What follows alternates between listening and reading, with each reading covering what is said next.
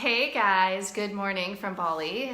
Kirsten here, and I wanted to come on because I've had a couple of conversations recently which are interesting. It's like, is it anxiety? Is it an anxiety attack? Is it a panic attack? Or is it like a soul quake, right? Is there something deeper inside of you that is bubbling up and sending a message to the surface that's saying something isn't right here, something is off?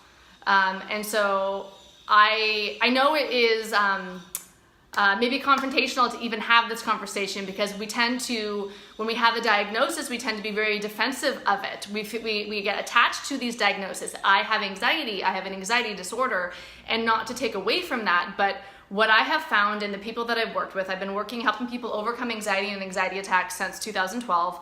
I had every anxiety disorder diagnosed in 2009 until I got sober and I started working through it. And I have a new perspective on anxiety, which is actually like, what if it is actually like a soul quake? What if it is actually a warning signal, like a light on the car saying something under the hood isn't right? You're living in an inauthentic life. I understand that there are people who have, their brains are chemically different, and so I'm not taking away from that and from mental illness. And what I'm really talking about is living an inauthentic life, and that panic attacks and anxiety attacks can be a sign of that. So for me, when I was living an inauthentic life, when I was trying to be perfect and make everything look good on the outside, and I was drunk AF all the time, I had a lot of anxiety attacks. I was living inauthentically. I had a lot of trauma buried inside that wasn't healed yet. I wasn't being true to myself. I didn't know who I was. I wasn't being me in relationships. I was showing you somebody else because I didn't know who I was. And so I want to invite you to look at, especially if you have a lot of anxiety or anxiety attacks and you relate to that, if to take away the mental illness label, if you have that. I don't think labels are ever helpful, by the way, but if your system is telling you something isn't right here, then a great question is, what would be right here? What is wrong? I love dropping into my heart and saying, what do you need right now? What do you want to tell me? Developing a closer relationship with your body, tuning in, asking questions. And so for me, what I found in my own journey, right, so I'll just speak to my experience and let's see if you relate to it or resonate with it. But underneath my anxiety and all the anxiety disorders, when I went deeper, there was a level of rage. Lots and lots of rage trapped in my body that I hadn't expressed from old stuff from when I was a kid and when, and younger and stuff. And then underneath the rage was sadness. I had a lot of tears that I needed to cry. And underneath the sadness was the shame, a deep buried belief that was, something's wrong with, I'm not lovable. Basically, I'm not lovable. Something's wrong with me. I'm not enough as I am. And so once I got cool with the anxiety, then I had a chance to release the rage. And then once I released the rage, I had access to the shame, and I saw that I believed that I wasn't lovable. And then once I looked at that is when I was able to grieve. I was able to grieve everything I hadn't grieved and do the emotional healing work, everything that was blocking my heart was able to leave me through the grieving process. And then what's left is love, right? Self-love, it's authenticity, being yourself. And after that point, I was like, I'm no longer willing to reject or abandon myself, because I didn't realize I had spent my entire life doing that. So now that I don't want to reject or abandon myself, it means that I make decisions based upon the wisdom inside me, right? So if I'm constantly going within, and the best advice I could ever give for you is to ask the wisdom, ask the guru inside, the guru's inside. So if you ask me a question, I'm going to say, and I'm going to guide you back to yourself.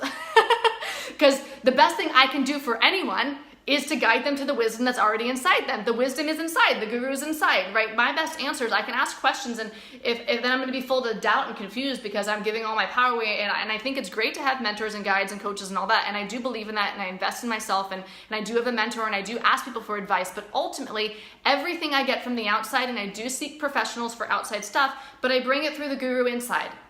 Because I want to live an authentic life. And as a result of living an authentic life, as a result of refusing to reject and abandon myself, I don't have anxiety. I mean, I have little anxiety, right? I'm a human. My nervous system gets triggered into the sympathetic nervous system gets triggered, and I get adrenaline and cortisol, and that feels like anxiety, right? But I no longer have anxiety disorders, because there's no warning message, right, on blinking on my dashboard saying something is wrong under the hood. It's not there anymore. It's not there anymore because I've gone under the hood and I've healed that stuff. So if we have anxiety attacks, sometimes what that can be an alert to is that there's some deeper healing that can go on, that we're living inauthentically. Now, sometimes it could be that, for me, I had a car accident, and then I had a panic attack, and then I kept having anxiety attacks after that. So it seemed like it was very much related to the car, and it was. And also, I had a lot of unhealed trauma, and therefore my nervous system was already needed some love and needed some attention, and I needed to learn how to rewire my nervous system. So once I rewired my nervous system through mindfulness and meditation, that stuff just sort of falls away. So I want to invite you to consider, is my anxiety, are these anxiety attacks, is the panic attacks, is it actually like a mental illness, or could it be an indicator that I'm not living an authentic life? That I'm not being, to thine own self be true, that I'm not honoring myself.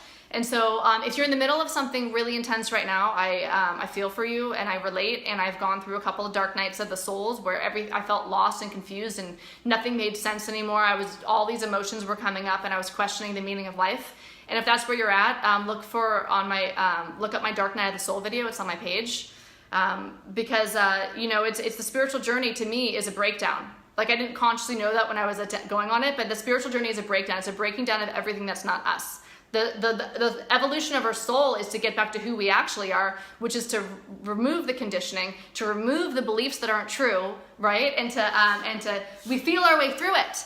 So if you're crying a lot, I'm like, yes. If you're in the middle of a breakdown, I'm like, yes, this is the best news ever. And the result is you get to be you. And there's nothing more beautiful than somebody totally being themselves.